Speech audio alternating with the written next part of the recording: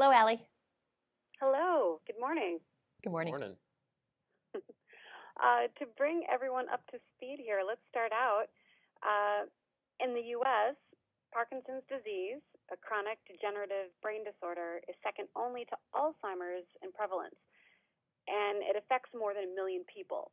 Now, most researchers believe that it's a combination of genetics and environmental factors that can influence the risk, and no cure has been found yet.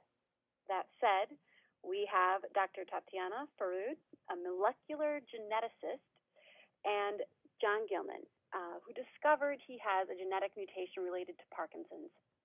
And so the two of you are with us today to discuss the Michael J. Fox Foundation for Parkinson's Research Global Clinical Study. Now, this is a mouthful, all of this. The Parkinson's Progression Markers Initiative.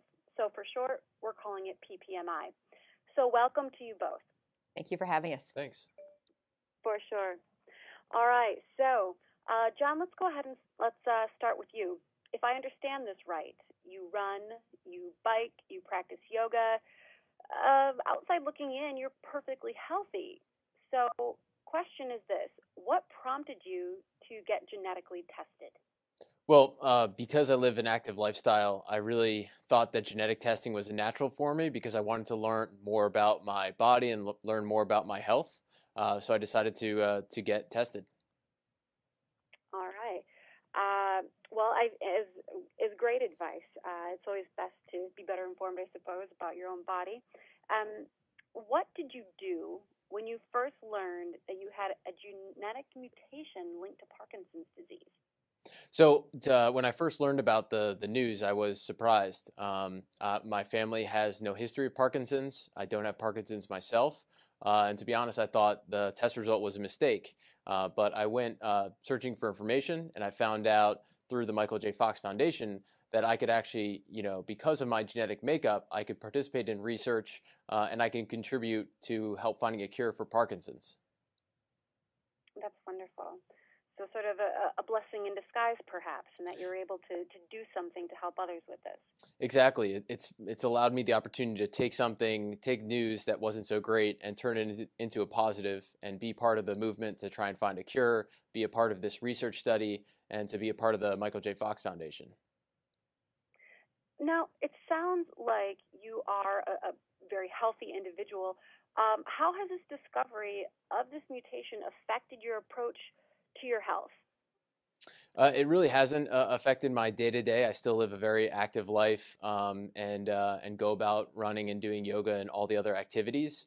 And it's really just given me the opportunity to do so much more, to get involved with helping to find a cure for Parkinson's. That's great.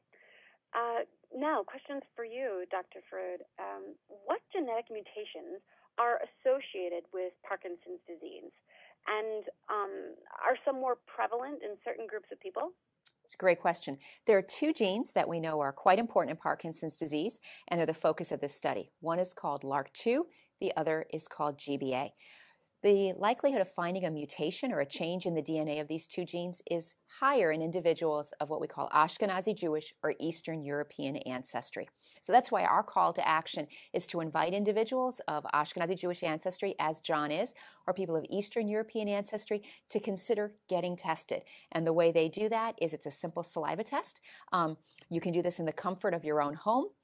You learn the results through a genetic counselor, and then if a mutation is found, you're invited to participate in the next step of the study. That's the way that we begin to study people and learn why do some people develop disease and some people don't, and we believe that's part of the answer to finding a cure. All right, so I guess that goes into my second question then, and that is just how can studying people with genetic mutations help researchers like yourself discover new treatments for everyone that's affected and to find if they're at risk for Parkinson's.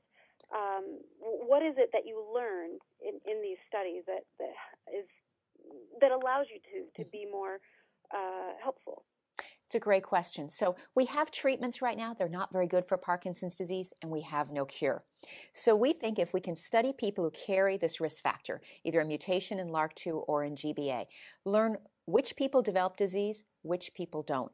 What changes in their body as they begin to develop symptoms of disease? We think that gives us new targets, new ways that we can think about treatments again, new ways we can think about drugs. So it's very important for us to get a really new approach to this question. And we think by studying genetics and using that as a tool to find people at increased risk and then follow them, that's really the way we're going to come up with brand new treatments that we hope will cure and prevent anyone from developing Parkinson's disease in the future.